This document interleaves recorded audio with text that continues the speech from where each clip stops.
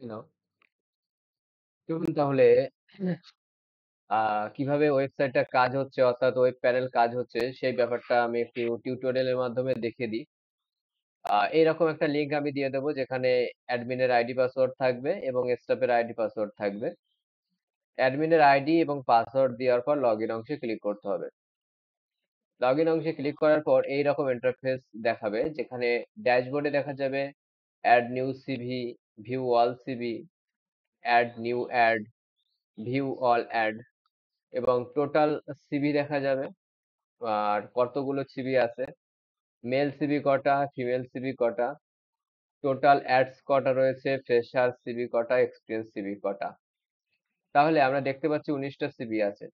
আমরা ড্যাশবোর্ডে এগুলো দেখতে পাচ্ছি আর এগুলো আমাদের ইনস্ট্যান্ট অ্যাকশন। এখানে ক্লিক করলে আমরা নতুন সিভি যুক্ত করতে পারবো। সিভি ম্যানেজমেন্টে ক্লিক করলে অ্যাড নিউ সিভি থাকবে। অ্যাড নিউ সিভি অংশে ক্লিক করলে আমরা নতুন সিভি যুক্ত করতে পারবো। আর অ্যাড নিউ সিভি এখানেও ক্লিক করলে একই পেজে উপনীত হবে। চলুন তাহলে দেখে নেওয়া যাক কিভাবে নতুন সিভি অ্যাড করতে হবে। এখানে নাম দিতে হবে। আমি এখন দিচ্ছি রঞ্জিত মন্ডল। বাবার নাম দিচ্ছি সত্য মন্ডল। ডেট অফ বার্থ দিতে হবে এখানে। ডেট অফ বার্থ দিয়ে দিচ্ছি, দেওয়ার পর অটোমেটিক্যালি তার এজটা ক্যালকুলেট হয়ে যাচ্ছে। প্রফেশনাল ইজ ডিটেলসে এক্সপিরিয়েন্স টাইপ আমি তাকে ফ্রেশার দিলাম।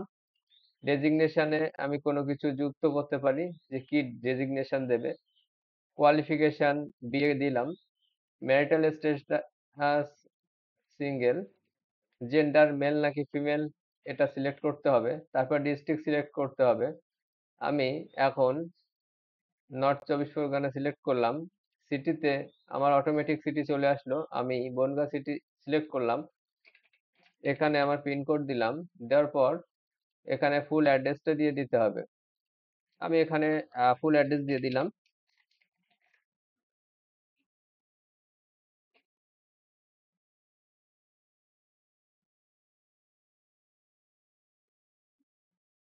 তারপর এখানে ফোন নাম্বার দিতে হবে।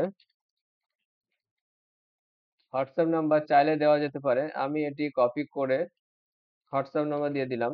ইমেল আইডি দিতে হবে, আমি একটা ডেমো ইমেল আইডি দিচ্ছি। কারেন্ট সিটিসি, যেহেতু আমি ফ্রেশার সিলেক্ট করেছি সেই জন্য অটোমেটিক ফ্রেশার চলে এসেছে। তবুও যদি আমি কোনো কারেন্ট সিটিসি দিতে চাই দিতে পারবো। আমি জিরোতে ক্লিক করে সাবমিট সিভিতে ক্লিক করব। অটোমেটিক দেখাচ্ছে সিভি অ্যাডেড সাকসেসফুলি, মানে এই সিভিটা অ্যাড হয়ে গেছে। সমস্ত সিভি গুলো যদি আমরা দেখতে চাই তাহলে আমরা অল সিভিতে ক্লিক করব। এর আগে আমরা একটা দেখে নিই এখানে এক্সপিরিয়েন্স কিভাবে যুক্ত করতে হয় এবং তাদের ডিটেলস কিভাবে দিতে হয়। ফুল নেমের এখানে আমি রূপা দাস, বাবার নাম রাখাল দাস, ডেট অফ বার্থ দিই,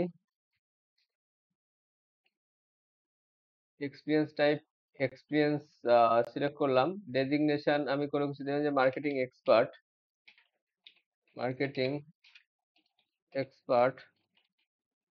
কোয়ালিফিকেশন দিলাম 12 class pass. Marital status single, female.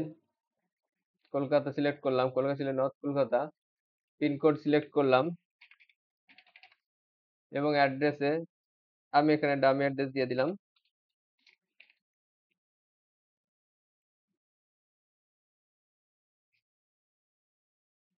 দেওয়ার পর এখানে আমার ফোন নাম্বার চাইছে, তো ফোন নাম্বারটাও আমি দিয়ে দিলাম। এটাই কপি করে এখানে পেস্ট করলাম। ইমেল আইডি দিয়ে দিলাম। দেওয়ার পর আমাদের এখানে এক্সপেন্স ডিটেলস 10টা রো অটোমেটিক চলে এসছে। এখানে আমি ডেজিগনেশন দেব।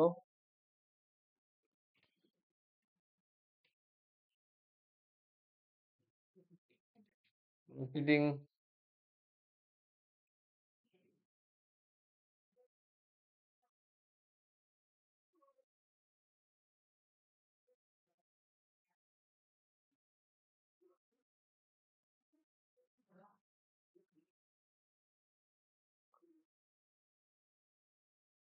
মার্কেটিং লিখলাম, হেডকোয়ার্টারে কোনো কিছু সিলেক্ট করলাম, কত বছর, স্পেশালিস্ট, টাউন কভার, রিমার্ক, এগুলো এইভাবে আমি সাজাতে পারি। আমি একটা সিলেক্ট করলাম, সাবমিট সিভিটা অংশে ক্লিক করলাম।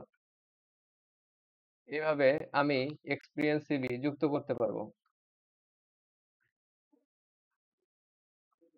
একটু লোডিং নিচ্ছে কারণ আমি মোবাইল ইন্টারনেটে এখন অন করলাম, ওয়াইফাইটা চলে গেছে সেই জন্য। এইভাবে আমি অ্যাড নিউ সিভিতে যুক্ত করতে পারি।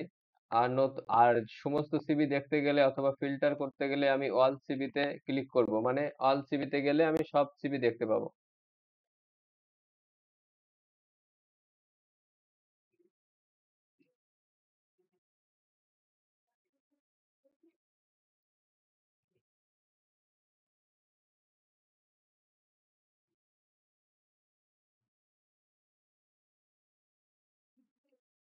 অল সিভিতে আমি সমস্ত সিভি দেখতে পাবো। এখন নেটওয়ার্কের একটু ইস্যু হচ্ছে, সেই জন্য আমি লোকাল হোস্টে করছি। এখানে এরকম ভাবে ডেটা দেখা যাবে। ডেটাগুলো যদি আমরা দেখতে চাই কোয়ালিফিকেশন অনুযায়ী, যে বিএ কতজন আছে, বি ফার্মা কতজন আছে, এইভাবে সিটি অনুযায়ী দেখতে পারবো। সিটি অনুযায়ী দেখতে গেলে যেমন বারাসাতে সিলেক্ট করলাম, অটোমেটিক বারাসাত চলে আসলো। আহ, যা যা সিলেক্ট করবো চলে আসবে। ডিস্ট্রিক্ট অনুযায়ী যদি দেখতে চাই তাহলে কলকাতা সিলেক্ট করলে কলকাতায় কতজন আছে, জেন্ডার ওয়াইজ যদি সিলেক্ট করতে চাই তবুও দেখতে পারি, স্পেসিফাই করতে পারবো। এবং যে কোনো ডেটার পাশে অলরেডি রেফারেন্স নাম্বার যুক্ত হয়ে গেছে, নাম, এগুলো সমস্ত কিছু দেখাচ্ছে। আমরা যদি এটা দেখতে চাই তার সমস্ত ডিটেলস, এইভাবে আমরা সিভি ডিটেলসটা ফুল দেখতে পারবো। যদি আমরা কোনো কিছুকে এডিট করতে চাই, এডিট অংশে ক্লিক করে আমরা তার তথ্যগুলো এডিট করতে পারবো। কোনো ডেটা ডিলিট করতে চাইলে ডিলিট অংশে ক্লিক করে ওকে অংশে ক্লিক করলে অলরেডি ডিলিট হয়ে যাবে।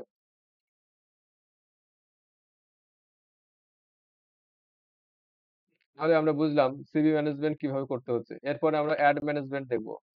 নতুন অ্যাড যুক্ত করতে গেলে কিভাবে আমরা দেখবো, অ্যাড নিউ, অ্যাড, এটাতে ক্লিক করতে হবে। ক্লিক করার পর এখানে আমার অ্যাড কোড দিতে হবে। আমি এখন অ্যাড কোড দিলাম, মনে করুন 100, 1058, পজিশন দিলাম, কিসের পজিশন, যাই হোক আমি একটা ডেমো দিচ্ছি।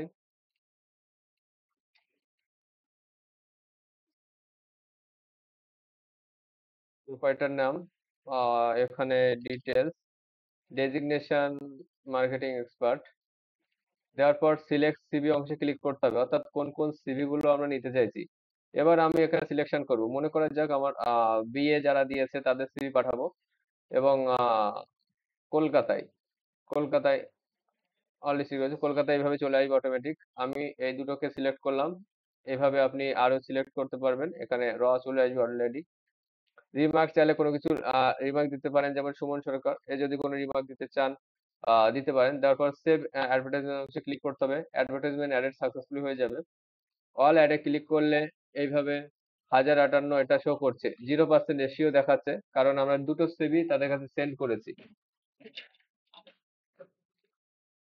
এবং সাকসেস রেশিও 0 দেখাচ্ছে। এটা চাইলে ভিউ করা যেতে পারে, ভিউ অংশে ক্লিক করে দেখা যাবে তার সমস্ত কিছু। চাইলে এডিট করা যাবে, যে কোনো কিছু ভুল থাকলে, এবং সেটা ডিলিট করা যাবে, অর্থাৎ অ্যাডসটা। আমি চাইছি যে টোটাল দুটো সিভি আছে তার মধ্যে একটা শর্ট লিস্টেড হয়েছে, সেটা করার জন্য আমি এখানে পেন্ডিং আছে, এটা আমি সাকসেস দিলাম, এবং দিলাম যে জব কনফার্ম। দেওয়ার পর আর এটা পেন্ডিং আছে, এটা রিজেক্টেড দিলাম। এইভাবে আমি সেভ অংশে ক্লিক যখন করব, অলরেডি দেখাচ্ছে যে দুটো সিভির মধ্যে একটা সিলেক্টেড হয়েছে, তার মধ্যে আমাদের 50% রেশিও চলে এসেছে। এইভাবে আমরা আপডেট করতে পারবো আমাদের অ্যাড ম্যানেজমেন্টের সবকিছু। এরপর বিলিং ম্যানেজমেন্ট এবং সেটিং ম্যানেজমেন্ট, এটা সম্পূর্ণ অ্যাডমিনের জন্য করা হয়েছে। আর উপরে dashboard, CV management, ad management, এটা করতে পারবে স্টাফ। বিলিং ম্যানেজমেন্টে যাব, অলরেডি আমাদের 4টে অপশন যুক্ত করা রয়েছে। বিলিং ম্যানেজমেন্টে নিউ বিলিং এ গিয়ে আমরা নতুন বিলিং যুক্ত করব, অল বিলিং এ সমস্ত বিলিং দেখতে পাবো। ডিউ বিলিং এ যাদের বিলিং বাকি রয়েছে, ইনস্টলমেন্ট বা পার্শিয়াল পেমেন্ট করেছে, তাদের ডিটেলস গুলো দেখতে পাবো। এরপর রিপোর্ট অংশে ক্লিক করে আমরা সমস্ত রিপোর্ট দেখতে পাবো, 7 দিনে কত ইনকাম হয়েছে, 15 দিনে কত কালেক্ট হয়েছে, এসব গুলো। চলুন দেখে নেওয়া যাক। নিউ বিলিং এ ক্লিক করব। ক্লিক করার পর সিলেক্ট সিভি তে অটোমেটিক আমার সিভি চলে আসবে। যার আমি বিলিং করতে চাইছি তার মোবাইল নাম্বার টাইপ করতে পারি, আইডি দিতে পারি অথবা নাম দিতে পারি। যে কোনো কিছু দিলেই অটোমেটিক চলে আসবে। আমি একটা সিলেক্ট করলাম, সিলেক্ট করার পর আমি চাইছি তার রেজিস্ট্রেশন ফি নেব 300 টাকা, এবং এটা যেহেতু ফুল পেমেন্ট করবে সেই জন্য আমি ফুল পেমেন্টে ক্লিক করে ক্রিয়েট বিলিং অংশে ক্লিক করলাম। তাহলে এরপরে আমাদের কি চলে আসলো কি অল বিলিং এ, এই যে অল বিলিং এখানে ক্লিক করলে এই একই পেজে আসলো। তার মানে অল বিলিং এ এখানে আমাদের ইনভয়েস নাম্বার যুক্ত হলো যেটা বিইসিসি দিয়ে যুক্ত করা রয়েছে, এবং আইএন ইনভয়েস এর জন্য আইএন যুক্ত করা রয়েছে। রেফারেন্স নাম্বার অটোমেটিক চলে এসেছে 300 টাকা। এটা চাইলে ভিউ করতে পারি ক্লিক করে, এডিট করতে পারি, ডিলিট করতে পারি ডেটা। আর এখানে দুটো অপশন আছে, প্রথমটা আছে থার্মাল প্রিন্ট। থার্মাল প্রিন্টে যখন ক্লিক করবেন এইরকম প্রিন্ট তার থার্মাল প্রিন্টার দিয়ে দিতে পারবেন, মানে 58 mm এর অর্থাৎ 2 ইঞ্চির যে থার্মাল প্রিন্টার হয় সেগুলোর মাধ্যমে প্রিন্ট করতে পারবেন। এখানে দেখাবে প্রথমে বেস্ট এবার কেরিয়ার কনসালটেন্সি, তারপর রুম, তারপর অ্যাড্রেস দেখাবে, ফোন দেখাবে, ইমেল আইডি, ইনভয়েস রিসিভের এখানে ইনভয়েস নাম্বার, ডেট, কাস্টমারের name, phone number, reference number, type, কিসের জন্য সে টাকা দিল, রেজিস্ট্রেশন ফি কত টাকা দিল, total amount, total paid, due amount, সমস্ত কিছু এখানে দেখাবে। একইভাবে যদি আপনি A4 সাইজে ক্লিক করেন, এই A4 সাইজে আপনি এটা প্রিন্ট দিতে পারবেন, যেখানে অথরাইজ সিগনেচার এবং কাস্টমার সিগনেচারও করা যেতে পারে। প্রিন্ট ইনভয়েস দিলে অটোমেটিক আপনি আপনার ইপসন বা এসপি আপনার মেশিন থেকে প্রিন্ট দিতে পারবেন। ডাউনলোড পিডিএফ অংশে ক্লিক করলে অটোমেটিক পিডিএফ আকারে ডাউনলোড হয়ে যাবে। এই পিডিএফটা আপনি ইমেলে শেয়ার করে পাঠাতে পারেন স্টুডেন্টকে। তাহলে এটা দেখলেন কিভাবে নতুন বিলিং করতে হয়। এরপরে আমি দেখাচ্ছি।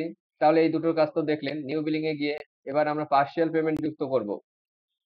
আমরা একইভাবে সায়নী বোসকে সিলেক্ট করলাম। আমি অরিয়েন্টেশন ফি এটাতে আমি 2500 টাকা দিলাম। দেওয়ার পর পার্শিয়াল পেমেন্ট, পার্শিয়াল পেমেন্টে সে পেমেন্ট করেছে মনে করুন 1000 টাকা। 1000 টাকা পেমেন্ট করেছে, শূন্য, 1000 টাকা পেমেন্ট করেছে, ডিউ অ্যামাউন্ট তার কাছে অটোমেটিক চলে আসলো। এটা অবশ্যই দেখে নেবেন যে আপনার ফি থেকে যে তথ্য কাটা হচ্ছে সেটা এখানে সঠিক আসছে কিনা। সঠিক নিয়ে আসার জন্য যদি কোনো সময় কোনো প্রবলেম হয়, এই যে কনসালটেন্ট ফি বা রেজিস্ট্রেশন ফি এটা জিরো আছে, এটা কেটে দিয়ে আবার জিরো দেবেন, কারণ পেজটা অটোমেটিক লোড হবে। পার্শিয়াল পেমেন্ট ক্রিয়েট বিলিং অংশে ক্লিক করলাম, পার্শিয়াল হয়ে গেছে। এটা আমি ভিউ করতে পারি, একইভাবে তাদেরকে বিল দিতে পারি।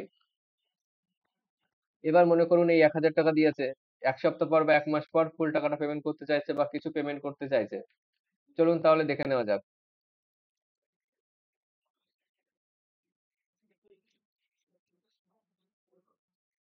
ड्यू बिलिंग, ड्यू बिलिंग पे क्लिक करने के बाद customer, phone, reference, total amount সব সমস্ত কিছু দেখাবে।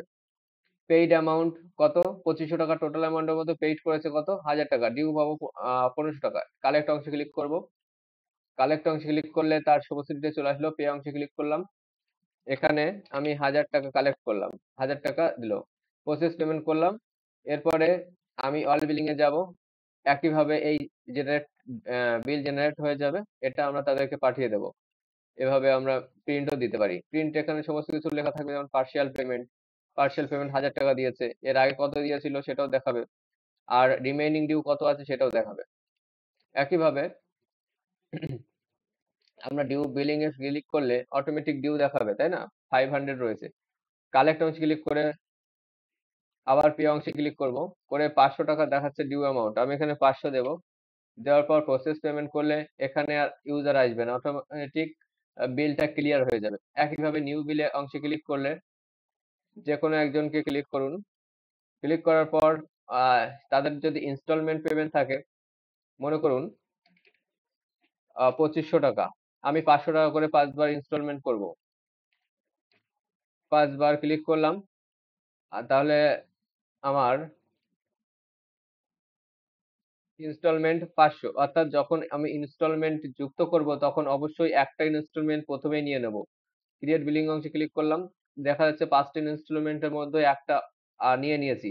বিলটা আমি তাদেরকে দিয়ে দেবো, এই বিলটা যেখানে লেখা থাকবে যে কি তার কতগুলো পেমেন্ট আছে, অর্থাৎ 5টা ডিউ আছে, তার মধ্যে একটা পেইড করেছে, এবং এটা আমি তাদেরকে দিয়ে দিতে পারি অথবা পিডিএফ আকারেও তাকে দিতে পারি। একইভাবে এই ইনস্টলমেন্টের পেমেন্ট দেখতে গেলে ডিউ বিলিং এ যেতে হবে। এখানে আমার ইনস্টলমেন্ট অথবা পার্সিয়াল পেমেন্ট গুলো শো করবে। এই একইভাবে আমরা কালেক্ট অংশে ক্লিক করব, আবার পে অংশে ক্লিক করব, প্রসেস পেমেন্ট হয়ে যাবে। এরপরে সেটিং এ, জেনারেল সেটিং এ আমাদের এজেন্সি বা কোম্পানির নাম দিতে হবে, অলরেডি দেওয়া আছে, এগুলো পরিবর্তন করার দরকার নেই। অ্যাড্রেস দেওয়া আছে, ফোন নাম্বার দেওয়া আছে, ইমেল আইডি দেওয়া আছে, টাইম জোন দেওয়া আছে, ডেট ফরম্যাট দেওয়া আছে, সেভ সেটিং অংশে করলে সেভ হয়ে যাবে। ইউজার ম্যানেজমেন্ট এখানে বর্তমানে 3টে ইউজার রয়েছে। উম, এবার আপনি দেখে নেবেন যে আপনার ওটাই কটা ইউজার আছে। অ্যাডমিন এবং আরেকটা ইউজার থাকবে, সেটা স্টাফের জন্য। নতুন ইউজার যুক্ত করতে গেলে, অর্থাৎ নতুন অ্যাডমিন যুক্ত করতে গেলে, নতুন স্টাফ যুক্ত করতে গেলে অ্যাড ইউজারে ক্লিক করতে হবে। তার একটা ইউজার নেম দিতে হবে, তার ইমেল আইডি দিতে হবে, একটা পাসওয়ার্ড চুজ করতে হবে, রোলের এখানে অ্যাডমিন এবং স্টাফ সিলেক্ট করতে হবে। করার পর অ্যাড ইউজার করলেই এই লগইন এবং পাসওয়ার্ড দিয়ে আপনার পোর্টালে লগ ইন করতে পারবে। ব্যাকআপ অংশটা অত্যন্ত জরুরি। মনে করা যাক প্রতি সপ্তাহ বা প্রতি মাসে বা প্রতি 15 দিন অন্তর একটা করে ব্যাকআপ নিয়ে নেওয়া অবশ্যই দরকার। ক্রিয়েট ব্যাকআপ অংশে ক্লিক করতে হবে।